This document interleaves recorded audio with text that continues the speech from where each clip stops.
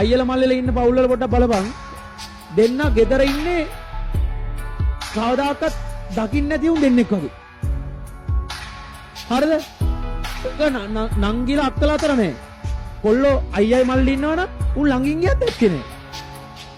ඌව ගණන් ගන්න. ඒ කියන්නේ සරලව කිව්වොත් මල්ලිට අයියා කෙනෙක් නෑ අයියට මල්ලි කෙනෙක් නෑ වගේ සීන් එක තමයි උන් දෙන්න ඉන්නේ.